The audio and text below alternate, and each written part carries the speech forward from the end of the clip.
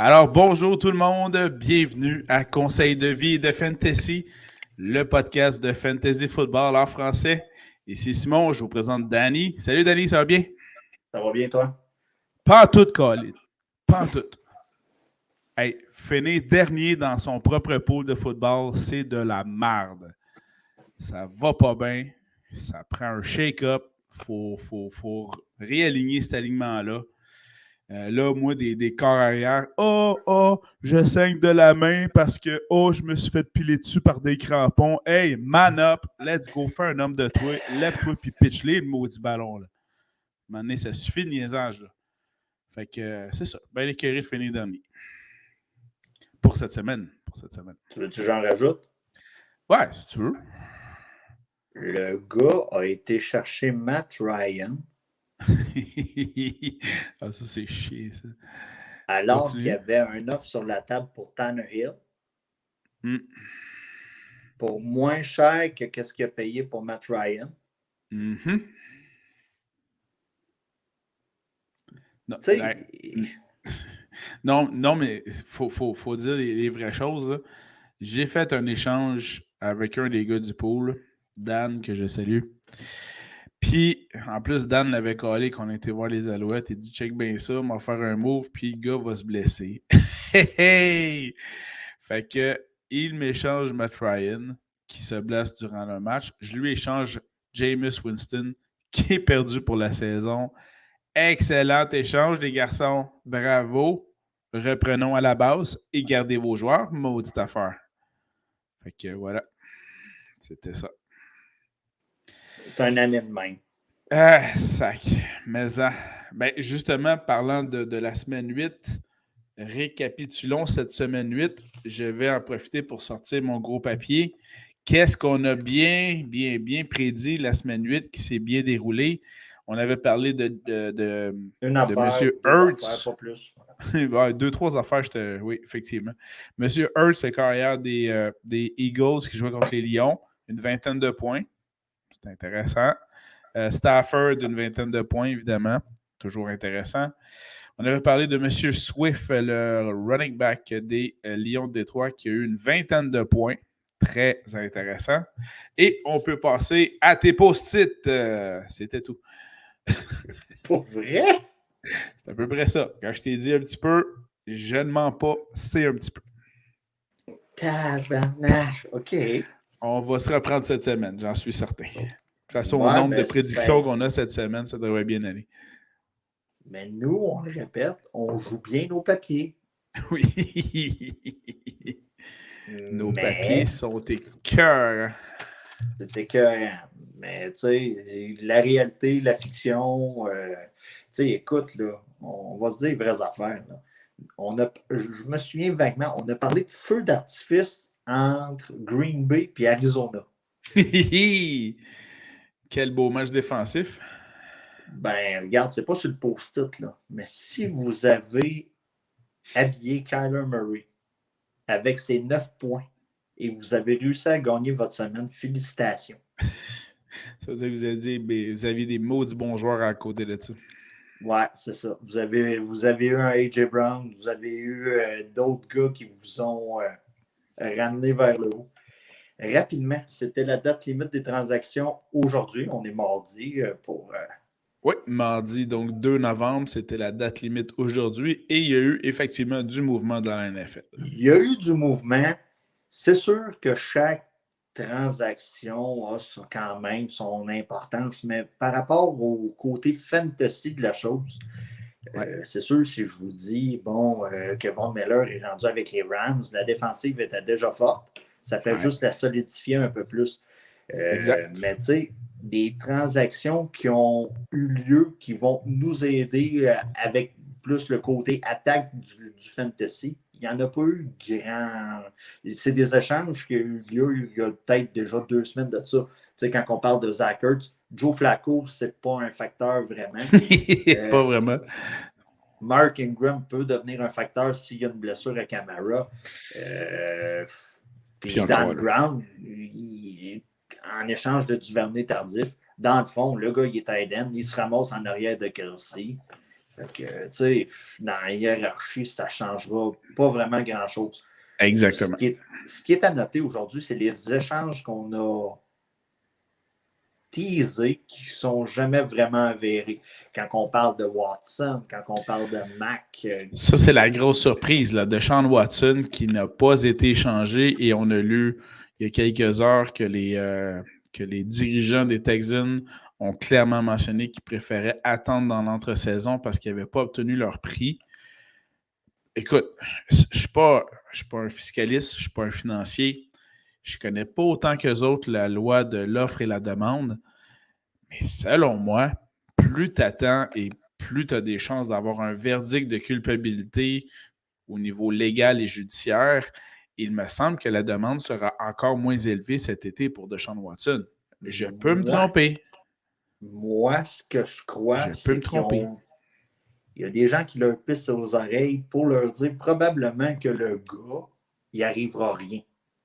Fait qu'aussitôt que c'est confirmé, sa valeur va augmenter. Moi, c'est ça que je vois là, dans le fait de ne pas vouloir l'échanger. Mais parlons de quelqu'un d'autre qui s'est mis dans la merde solide aujourd'hui. Henry Ruggs, accident, DUI, tue la personne, il est dans l'auto, chaud comme une botte, avec sa copine à côté. Les deux sont à l'hôpital. La personne dans qui il est rentré est décédée. Donc, le gars fait face à environ là, à 20 ans de prison. Donc, si Histoire vous avez d'horreur. Ouais, c'est ça. Là, on sort de l'horreur et on rentre dans notre monde fantasy. On met ça de côté. Le gars agit en con. Si vous l'avez dans vos alignements, que ce soit en Dynasty, en peu importe le type de ligue. Peu importe le type de ligue, jetez-moi ça aux poubelles. C'est malheureux, mais c'est comme ça là, dans cette situation-là qui est bien triste, là, mais le gars s'est mis dans le trouble solide d'aujourd'hui. Solide, il ne jouera plus jamais au football à la NFL. Droppez-le rapidement puis allez chercher un agent libre qui peut vous aider immédiatement. Ensuite de ça, lundi matin, lendemain de veille, des gars comme Simon capotaient leur vie en regardant leur club qui ont juste underperformé un peu. Beaucoup même. Simon, en étant une personne émotive, il ne s'est pas dit « Ah, c'est seulement une mauvaise journée. » Non. Il pense à tout changer. On est lundi matin, 9h, on apprend que Derrick Henry, blessure, opération, saison régulière, terminée au minimum. Qu'est-ce que ça a engendré? Signature d'Adrian Peterson, de Donta Foreman. Si vous suivez depuis quelques années, ce nom-là vous dit quoi? Là, qu'est-ce qui arrive avec tout ça? Il y a des gens comme moi, comme toi, qui sont garochés sur McNichols. Jeremy McNichols, le nouveau running back partant des Titans du Tennessee. Pour cette semaine, ce gars-là a sa valeur au plus élevé. Si vous l'avez repêché, été le chercher sur les waivers et que ça vous tenterait de fourrer quelqu'un, ça commence à être le temps. On peut viser là, ici, là, des clientèles à viser. On est mardi. Vous allez voir ça mardi soir, mercredi, jeudi, peu importe. Il y a quelqu'un à quelque part qui est désespéré. Shotez-y puis allez chercher Adrian Peterson pour la semaine prochaine. Je veux juste amener une petite statistique par rapport à Derrick Henry. On en a parlé là, au fur et à mesure que la saison avançait, comme quoi c'était le running back par excellence, l'homme d'affaires, puis tout ça. Puis vu qu'on en a parlé, il s'est blessé. Mais petite statistique intéressante. Cette saison, Derrick Henry était rendu à 219 portées de ballon. Déjà, pour 937 verges. En 8 matchs. En 8 matchs. Le joueur, le running back le plus proche, c'est Joe Mixon à 137. Incroyable. Alvin Kamara, il est à 133. Et Najee Harris est à 128. Après ça, on est à 120 en descendant. Wow. Donc, puis tu lis les rapports de qu'est-ce qui se passe au Tennessee, les coachs se doutaient par rapport à l'utilisation des dernières années que ça allait pas toffer longtemps cette année. Donc, attendez-vous, on est rendu là, à ce qu'il y ait de plus en plus de comités de running back au cours des prochaines années pour des gars comme CMC, Henry, Cook, des gars qui se blessent comme ça. Ça va devenir de moins en moins courant. On s'entend que les comités subsistent dans la plupart des équipes. Tu as nommé quelques noms de ceux qui sont justement un peu plus utilisés de façon solitaire, là, puis en fait surutilisés dans ce cas-ci. Là. J'ajoute là-dedans la recrue Najee Harris, évidemment. Mais c'est effectivement, tu as raison. Là, si le fait de perdre Derrick Henry, bon, heureusement pour les Titans, ils ne jouent pas dans une division très forte. Donc, ils peuvent même encore aspirer à gagner la division et ainsi se rendre en série et peut-être même retrouver Derrick Henry parce que c'est pas clair encore la condition de la blessure. Mais ce que ça démontre, comme tu l'as bien mentionné, c'est que pour pouvoir conserver le joueur dans une utilisation maximale et au niveau de sa forme physique, ce ne sera pas de le surutiliser comme les Titans l'ont fait, mais bien de le ménager et donc amène le comité. Et c'est là où McNichols prend toute sa valeur aussi. Dernier point, on ne leur donne jamais vraiment d'amour, excepté à la maman du QB. Mais j'aimerais parler des Jets. D'un certain Mike White qui a réussi 405 verges sur 37 passes complétées pour 3 touchés. Et j'aimerais parler aussi, là, un petit shout-out. Et d'ailleurs, il y a un touché en réception aussi. Pas en réception, excuse-moi. Une transformation de 2 points en réception en plus aussi. Et de Michael Carter qui vous a quand même donné là, en PPR 32,2 points. C'est sa meilleure performance de l'année. Exact. Et on commence à le voir de plus en plus à être à l'aise dans le système des Jets.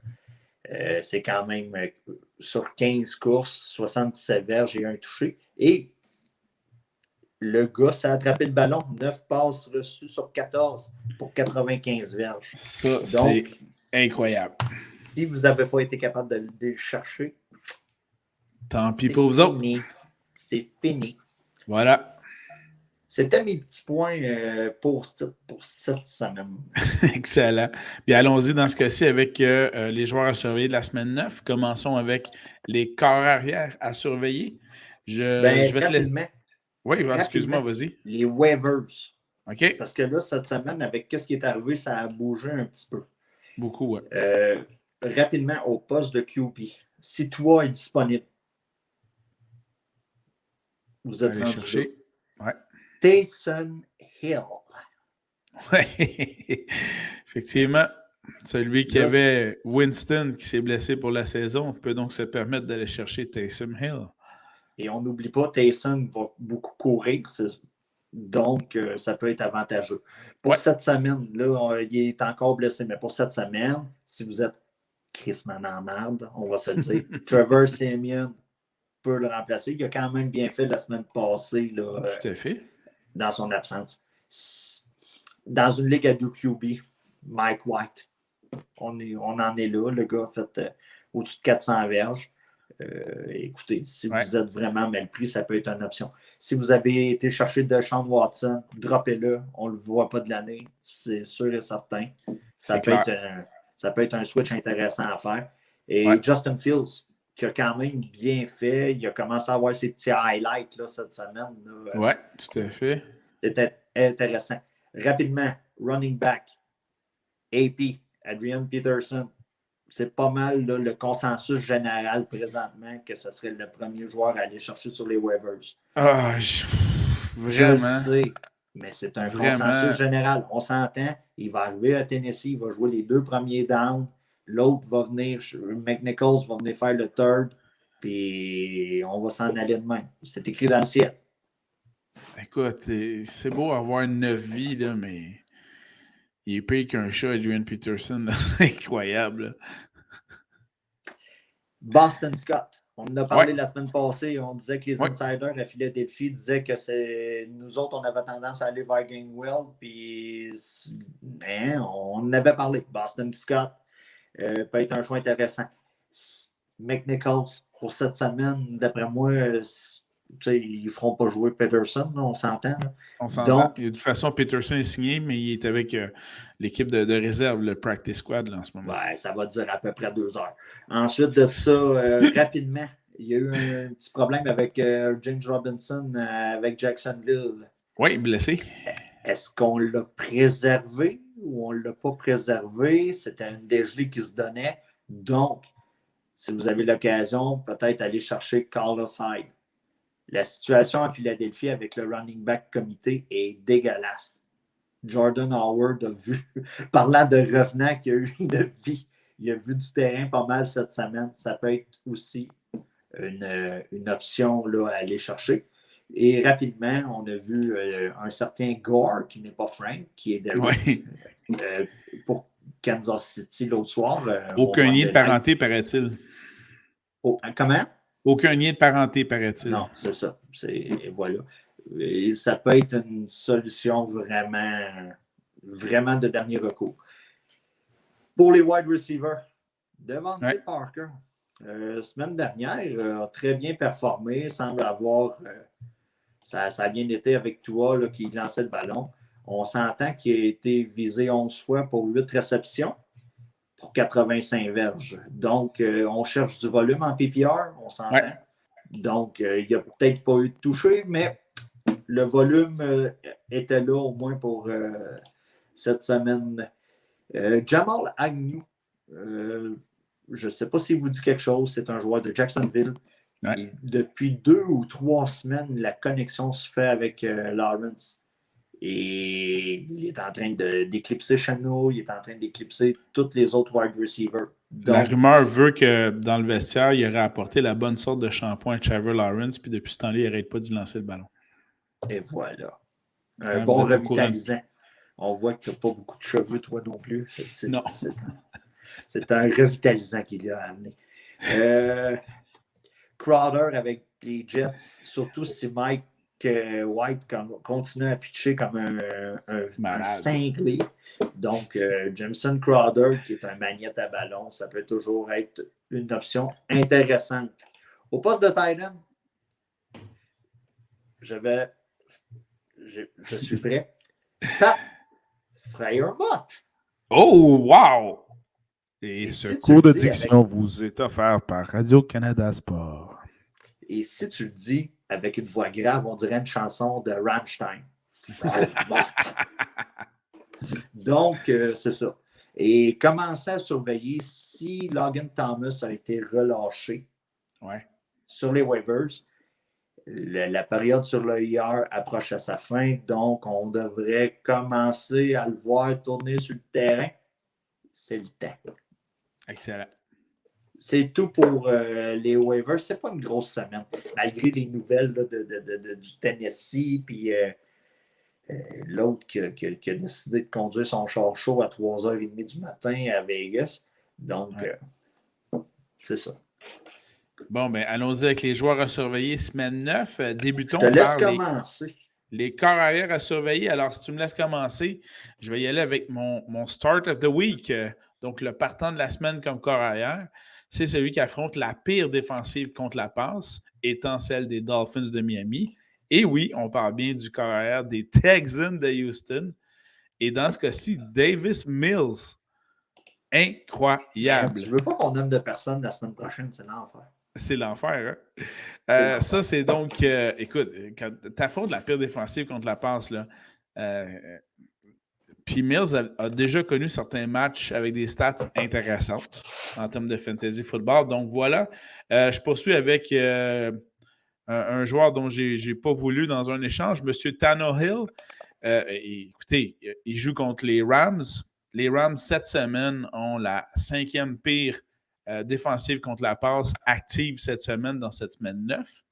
En plus, évidemment, on en a parlé abondamment, Derrick Henry est blessé. C'est évident que le jeu aérien devrait connaître un peu plus d'ampleur. Malgré une absence de Julio Jones, là, qui est dans le fond absent depuis au moins quoi? Ça doit faire 5 ans qu'il est blessé. Au moins. Et la résurgence, je crois, qui est un bon mot, de A.J. Brown. Donc, Tannehill est un carrière à surveiller. Alors, je te laisse compléter les carrières à surveiller, Danny, avec ça. Rapidement, Je t'en ai laissé beaucoup. si vous avez Joe Burrow, malgré la défensive des Browns? Ah oui. OK. Il faut dire que c'est souvent des slugfests entre ces deux-là, là, Cleveland puis Cincinnati. On en a parlé avec Pittsburgh cette semaine. Ouais. Le problème, c'est que c'était Big Ben.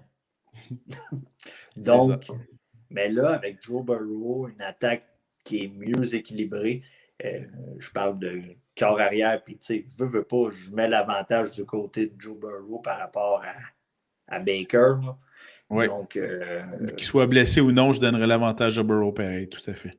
C'est ça. Donc, Joe Burrow a quand même un match-up intéressant. Parce que, on s'entend, là, si vous l'avez, il y a des bye weeks cette semaine, on n'a pas parlé vraiment. Mais cette semaine, c'est les Detroit, Lions, Seahawks, les Bucks, puis le club de football affilié à la ville de Washington. Ouais. Donc, ça fait quand même pas mal de. C'est quand même 4 équipes qui ont pas mal de partants en fantasy football. Là. C'est ça. Ça se peut que vous soyez comme obligé d'habiller un Joe Burrow. Ensuite de ça, rapidement, le corps arrière qui va commencer le match pour Nouvelle-Orléans, que ce soit Taysom Hill ou CML, je ne vous dis pas de le mettre comme QB1, mais comme QB2 en Superflex, ça peut être très intéressant. Toi. Ouais. Toi contre Houston. Ça peut être très intéressant aussi. Et rapidement, comme ça, je vous dirais que Big Ben contre Chicago, c'est intéressant, mais ça reste que c'est Big Ben. Voilà, exact.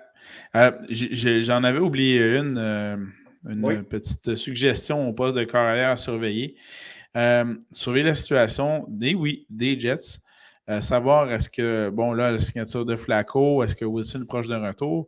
Mais sérieusement, Danny en a parlé en ouverture. Si c'est confirmé que c'est Mike White qui a un deuxième départ pour les Jets contre Indianapolis. Ça s'enligne beaucoup pour ça selon les.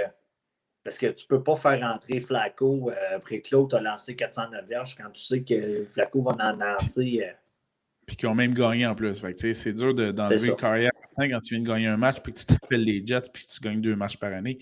Donc, dans ce cas-ci, contre la défensive d'Indianapolis, qui n'est pas excellente contre le jeu aérien, d'autant plus que souvent dans les dernières semaines, la défensive d'Indianapolis a donné souvent une trentaine de points. Là. Donc, il y aura du ballon, il y aura des passes et Mike White risque donc d'être très intéressant comme carrière à surveiller cette semaine. Puis, veut pas, on va se le dire, les Jets jouent souvent de l'arrière. Donc, un club qui joue de l'arrière, c'est pas un club qui va courir. Exactement. Puis comme on se répète souvent, on joue le volume dans le fantasy football. Donc, ça peut être une excellente option, mais pas comme QB1. OK, c'est noté. C'est bon pour les carrières à surveiller, Danny? Oui, de mon côté, c'est très bien. Woohoo! Pour les running backs, yes, monsieur. Tu vas changer la petite bandette. Je sais que le gars, c'est un top 5, mais cette semaine, le match-up d'Alvin Kamara contre Atlanta, c'est du feu. Avec la situation au poste de QB, écoutez, là, cette semaine, s'il y a un joueur de Nouvelle-Orléans habillé, c'est Kamara. OK, c'est bon. C'est sûr, là. Cordarrelle Patterson, on en parle. Mais il va falloir arrêter. J'apporte un petit bémol parce que la défensive de Nouvelle-Orléans est quand même très bonne contre le jeu au sol. Fait qu'un petit bémol, mais depuis le début de la saison, le coordonnateur offensif des Falcons trouve le moyen d'incorporer Patterson de toutes les manières possibles pour l'intégrer dans un jeu. Donc, ça ne me surprendrait pas effectivement qu'il puisse avoir une bonne performance en termes de fantasy football. Et je voulais enchaîner au poste de flex, si vous êtes dans le trou. Mike Davis. L'implication est un peu plus grande. La semaine passée, ça a bien été. On a trouvé un moyen d'aller le passer pour qu'il fasse son total de points. On joue le volume. Donc, cette semaine, si vous êtes mal pris, il y a des clubs en bail avec des running backs qui sont intéressants comme Gibson puis des gars comme ça. Ça se peut que vous ayez à jouer un Mike Davis. Comme flex, ça peut faire pour cette semaine. Zach Moss de Buffalo contre Jacksonville. Ça peut être intéressant. Darrell Williams contre Green Bay. Oui. Devante Booker, qui a quand même eu un très gros Monday Night contre Las Vegas. C'est un match-up intéressant. Oui. Et tout dépendant là, de la situation là, avec James Robinson contre Buffalo, si vous êtes mal pris. Mal pris, oui. Parce que c'est quand même la défensive de Buffalo là, qui est assez solide. Là. La défensive de Buffalo, mais là, comme je disais, il y a des très bons running backs ou des gars que vous aviez dans des comités qui vont être sur le bye week. Donc, ça se peut que vous ne pouvez pas faire le nez fin et la fine bouche cette semaine. Excellent. Ça va pour les porteurs de ballon. Je vais enchaîner. Pour moi, le partant de la semaine, porteur de ballon, M. Gaskin avec Miami joue contre la pire défensive contre le jeu au sol, les Texans de Houston. Donc, avec grande confiance, Gaskin dans votre alignement. La deuxième pire défensive contre le jeu au sol, les Chargers. Et qui joue contre eux, c'est Philadelphie. Donc, dans ce cas-ci, je ne vais pas vous en dire un, je vais vous dire les deux. Gainwell et Boston Scott avec Philadelphie. Les deux sont à surveiller contre les Chargers. T'as oublié Jordan Howard aussi. Ouais, lui, je ne le mets pas là-dedans. Je le mets pas là-dedans. On dirait que c'est le gouvernement du Québec. T'as trop de gens dans le comité. Il y a trop de paliers, hein? Trop de paliers. Sinon, bien, la troisième pire défensive contre le jeu au sol qui est active cette semaine, c'est Chicago. Et donc, Najee Harris devrait connaître une excellente semaine. Je vais y aller également aussi avec un joueur dont, en fait, tu viens de faire le mouvement que je voulais mentionner, c'est-à-dire que je levais mon chapeau à Danny, qui avait fait la trouvaille de Elijah Mitchell avec les 49ers. C'est un bon moment cette semaine contre les Cards de le mettre. Les Cards qui est dans le top 10 des pires défensives contre le jeu au sol. J'aime beaucoup Josh Jacobs de Vegas contre les Giants de New York. D'autant plus que là, avec la perte d'un receveur de passe, je pense que le jeu au sol va prendre encore plus d'importance pour les Raiders. En entrée de jeu, tu avais parlé de Michael Carter contre Indianapolis. Excellent affrontement. Allons-y avec confiance. J'ai beaucoup aimé la performance la semaine 8 de Damien Harris des Pats. Et là, ça joue contre les Panthers à Caroline. Harris qui avait compté au moins 2 touchés, si je ne me trompe pas. Jeremy McNichols, celui qui remplace Derrick Henry avec les Titans. Oui, je sais qu'il affronte les Rams de Los Angeles. Les Rams viennent d'aller chercher Von Miller en plus. Oui, je suis au courant de tout ça. Mais ça demeure que la défensive, en termes statistiques, permet de bons matchs de ce côté-là. Donc, voilà. C'était les porteurs de ballon à surveiller au niveau de la semaine 9. J'applique le même principe que tu mentionnais, Danny, c'est-à-dire allons-y avec du volume, puis on va en avoir une coupe de bons là-dedans. Si t'en as pas nommé 15, t'en as pas nommé un. Oui, effectivement. Bon, allons-y avec les receveurs de passe à surveiller. Je te laisse débuter là-dessus, mon cher Danny. Deontay Johnson contre Chicago. Bon, il vient de m'en enlever un autre. C'est bon. OK, c'est correct. Michael Pittman. OK. Grosse semaine la semaine dernière là, pour Pittman. Cette semaine contre les Jets, ça devrait aller très bien. Brandon Cooks contre Miami. Ah, tout à fait. Et écoutez, là, je comprends que c'est un deuxième wide receiver dans la hiérarchie, mais Christian Kirk contre San Francisco, ça peut être intéressant. Tout à fait. Agnew, j'en ai parlé tantôt, ça peut être une valeur sûre. Puis là, on commence à être loin, là. Mais Ouais. Rashad Batman, Ouais. non, mais Avec de les Ravens de Baltimore, Baltimore. avec les Ravens, j'imagine que l'attention va être plus portée sur Hollywood Brown. Donc, Exact. ça peut être une option intéressante à ce niveau-là. J'ajoute à tout cela un certain Randall Cobb. Et je le mentionne parce que Davante Adams est encore en protocole COVID, a été testé positif. Il est question qu'il puisse participer jeudi à la pratique des Packers, mais c'est incertain.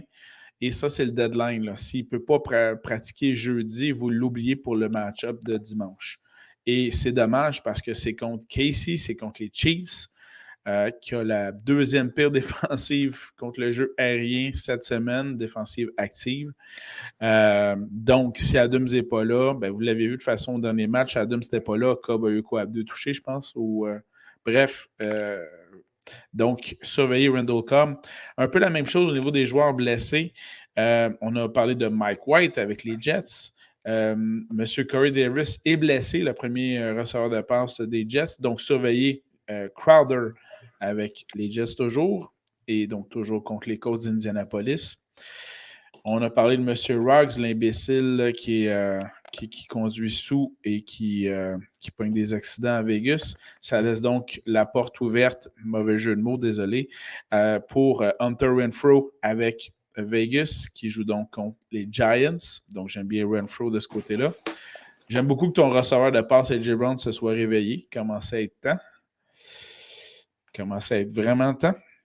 En effet. Un autre joueur dont on n'a pas parlé, mais qui fait penser au cas qu'on a connu ici au Québec avec, par exemple, Carey Price ou Jonathan Drouin qui se sont tirés en raison de problèmes de santé psychologique. C'est arrivé également cette semaine dans le monde de la NFL avec Calvin Ridley, un receveur de passe étoile, le receveur numéro 1 des Falcons d'Atlanta, qui s'est retiré momentanément du football pour se refaire une santé psychologique. Ça laisse donc la porte ouverte dans ce cas-ci à Russell Gage qui devient le receveur numéro 1 des Falcons. Donc, à surveiller contre Nouvelle-Orléans. Après Pitts. C'est sûr que l'ailier rapproché, Pitts, est quand même le receveur maintenant le plus ciblé. Mais il faudrait quand même surveiller la situation de Gage de ce côté-là. Bon, mais Ridley, moi, je ne l'attends pas avant semaine 10. C'est plusieurs semaines, ça, c'est clair. Hein? C'est plusieurs semaines. Puis, ça serait surprenant que le gars sorte un statement pour hey, je manque cette semaine, la semaine prochaine, je suis revenu, puis tout va bien. Non, c'est clair que c'est plusieurs semaines quand tu fais une sortie comme ça.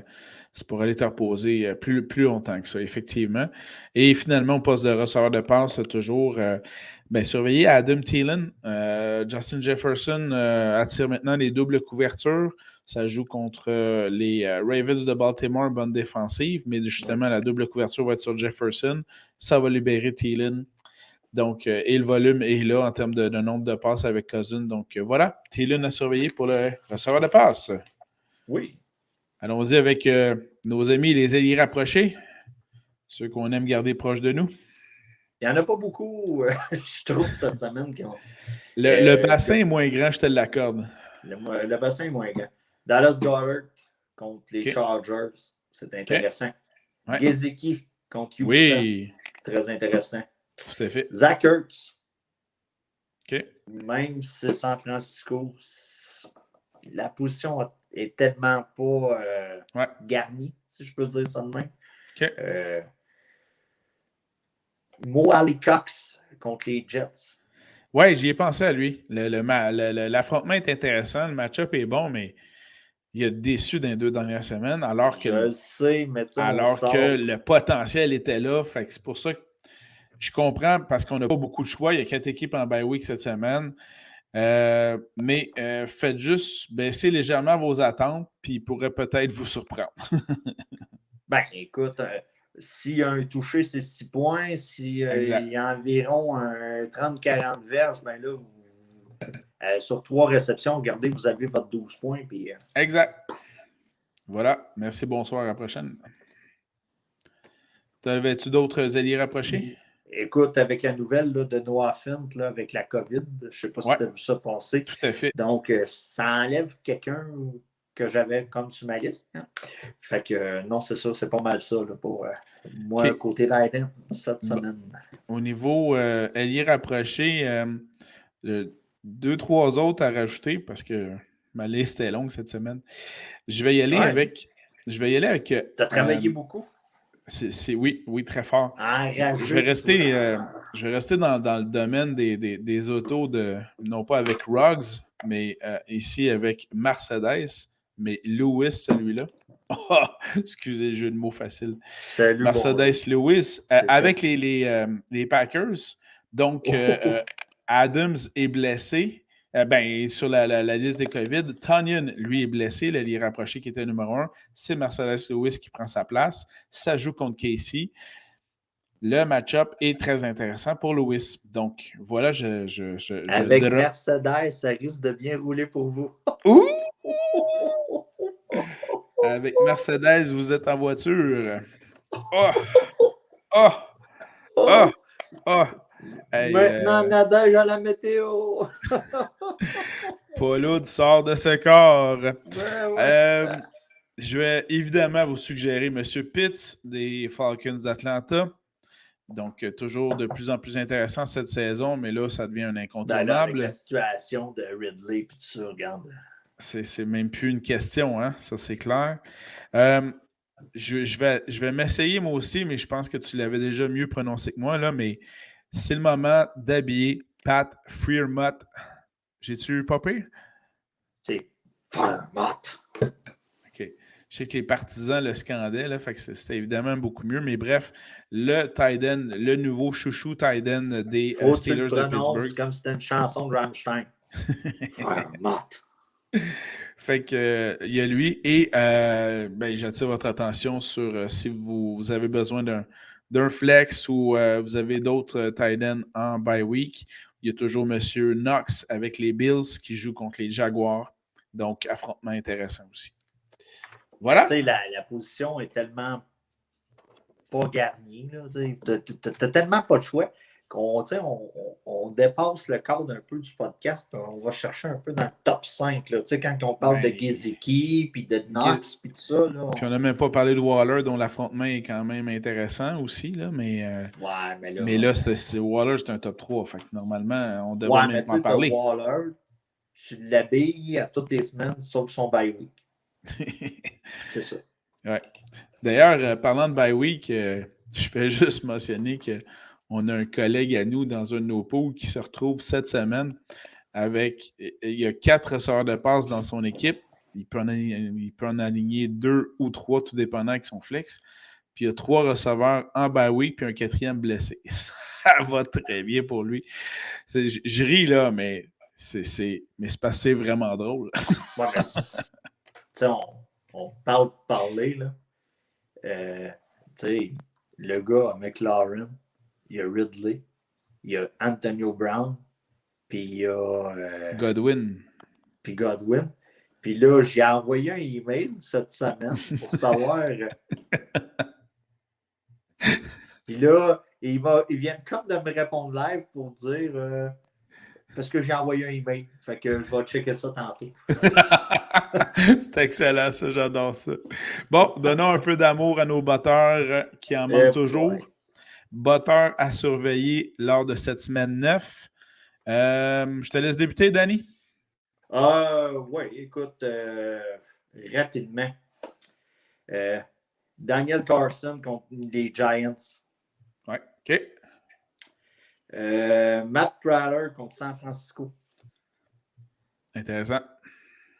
Bon, Young Goku, qui est un nom que je Ton reviens chouchou. souvent. C'est un de mes chouchous contre Nouvelle-Orléans.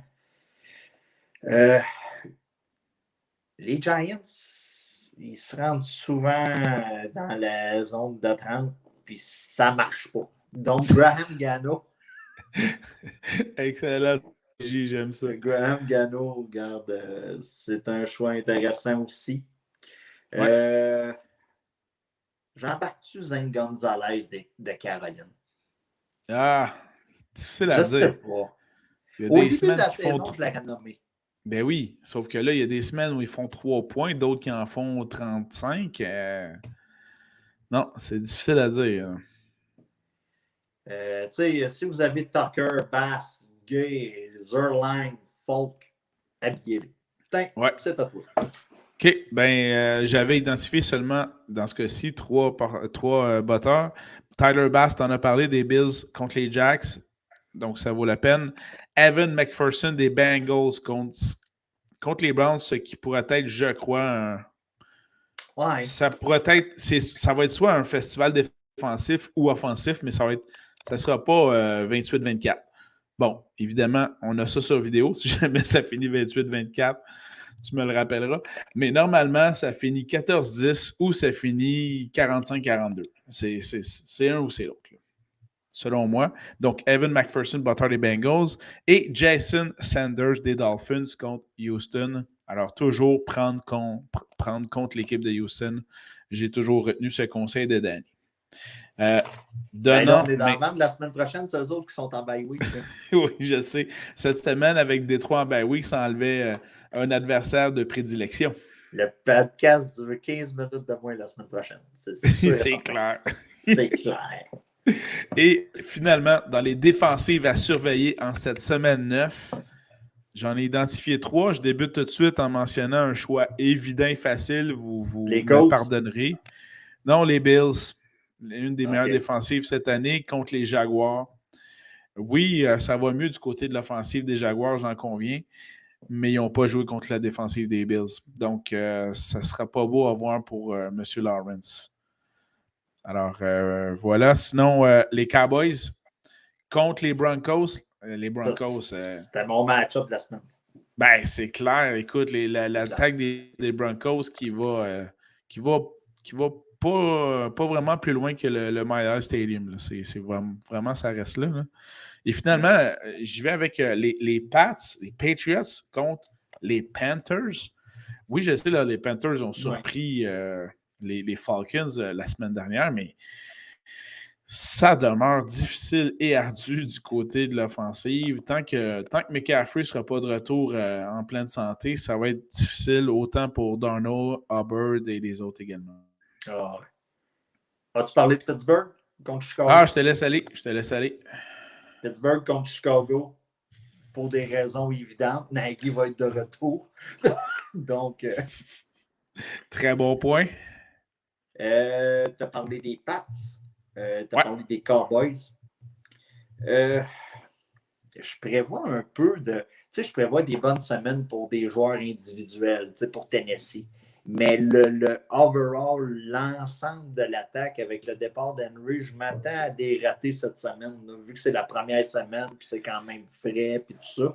Ben, fort possible, parce qu'on s'entend que les défensives adverses vont, au lieu de stacker la boîte, comme on dit, donc au lieu de mettre plus de joueurs pour arrêter le jeu au sol, vont simplement mettre plus de tertiaires pour arrêter le jeu aérien. Là. Fait que c'est pour ça que oui, Tannehill devrait avoir plus d'opportunités, mais connaître plus d'adversité en même temps. Là. Et qui on affronte pour tester cette nouvelle offensive? Les Rams. Bien, on affronte les Rams.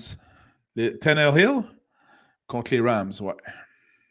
Fait que, tu sais, les Rams, je serais tenté de les habiller. Ouais, ça c'est clair, Fait surtout que maintenant, on parle d'un nouveau Big Tree en défensive. Là. Jalen Ramsey dans la des Rams, Aaron Donald jumelé avec Von Miller. Ça peut faire des flamèches. Et vraiment une longue shot de la mort. OK? Ouais. C'est un guts feeling. Une Ouais. longue shot de la mort. C'est la dernière fois que je prononce cette défensive-là dans la section défensive. Va-t-il dans la direction que je crois? Pardon, excuse-moi. Les Falcons contre Nouvelle-Orléans, avec toute l'histoire au poste de QB, il y a seulement Camara qui va faire de quoi, fort probablement. Je m'attends à des interceptions. Donc, ça peut être sneaky, mais vous pouvez l'essayer. Ben, avec 4 équipes en bye week, ça se peut que vous ayez besoin effectivement d'une défensive. Il y a des ligues où le nombre de changements est compté. Il y a des ligues où il y a un budget pour les joueurs, oui, les waivers. Donc, vous les avez peut-être repêchés au début de l'année, une erreur de Python. Puis là, vous dites, bon, je ne veux pas vraiment utiliser un changement pour une défensive. On s'entend, c'est pas sexy pantoute là, comme stratégie. Ouais. Donc, tu te dis, ben, coudonc, cette semaine pourrait être une des dernières bonnes semaines pour les utiliser. Excellent. Bon, Mais ben, c'est très un bon. long shot, là. Si on ne voit Tout pas à la semaine fait. prochaine, ils ont fait -3. Là. Excellent. Ça complète les défensives à surveiller, Danny? Oui, c'est pas une grosse semaine, je trouve. Pas vraiment, hein? Pas vraiment. Surtout en Non. termes défensifs de ce côté-là. Ben, sinon, en termes de conseils de Oh, man. vie, Moi, j'ai rien. t'as rien? Absolument rien. Oh, Ben, j'ai tout le temps dit quelque chose, mais je fais juste rappeler qu'il est important de bien établir les priorités dans la vie. Je sais que l'héritier peut jouer au hockey dans la fin de semaine, mais c'est ce qu'on appelle partager la responsabilité parentale. ça, on le Si, fait en esti. Écoute, ça, si on le fait déjà pas l'héritier a mal. son match à 15h le dimanche après-midi, c'est un excellent moment pour dire à madame, ben, je vais peut-être compléter tel projet ou tel travaux à la maison. Il va falloir que je reste à la maison. Donc, bref, gérez bien vos priorités le week-end. Allez à tous les matchs qu'il faut et les pratiques le samedi. Mais choisissez avec parcimonie le dimanche votre implication parentale. Voilà, c'était mon conseil de vie là-dessus. Ça tombe bien, l'héritier joue samedi en fin de semaine. Oh, que ça tombe Ça bien! tombe bien. Ça tombe bien. Excellent. Parlant d'héritier, cette semaine, tu as un petit conseil comme ça là, pour les parents qui nous écoutent. C'est la section, c'est la portion mère ordinaire du podcast. La C'est voix bon. est à peu près la même et le conseil va être à peu près le même. Dans le fond, on a reçu un email de l'école comme quoi qu'il faudrait surveiller ce que nos enfants regardent sur les tablettes, à la télé, puis tout ça. Fait que, puisque l'école me le demande, parce que j'avais jamais pensé faire ça, on s'entend, je suis un peu Fait que, je vais voir la petite de 6 ans, je dis, qu'est-ce que t'écoutes? C'est nouveau, papa, ça parle coréen, ça s'appelle Squid Game. Fait que là, mon Dieu, qu'est-ce que t'écoutes là? Fait que là, j'arrive, je dis, attends, on va superviser ton écoute. Le 1, 2, 3 soleil, là, on fait ça dans le party de Noël cette année. Non, mais c'est cas de dire, t'as écouté 1, 2, 3 soleils puis ça t'a tué bien raide. Non, sérieusement, là, écoute, on s'entend, là. Mais que l'école soit obligée de nous envoyer une note pour dire, ben là, commencez à porter attention à ce que vos enfants surveillent puis tout ça. Puis c'est pas mal ça, tu sais. Ben, c'est drôle que tu en parles, puis pour situer les gens, géographiquement, on est tous les deux assez éloignés l'un de l'autre, là. Je dirais Ouais. quoi, 150-200 km. Toi, avec ton char électrique, faut que tu charges Ouais. en chemin. Moi, je peux me rendre chez vous, mais il faut que je charge au bout de rendu chez vous.